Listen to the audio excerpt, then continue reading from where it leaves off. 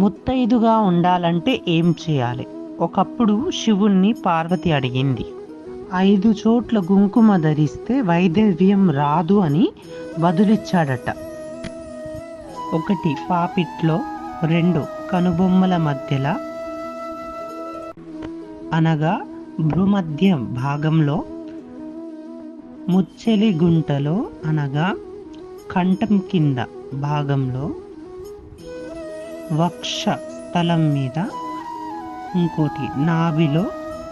వివాహమైన స్త్రీ ఇలా చేస్తే ముత్తైదువుగా ఉంటుందని శివుడు పార్వతికి చెప్పాడు.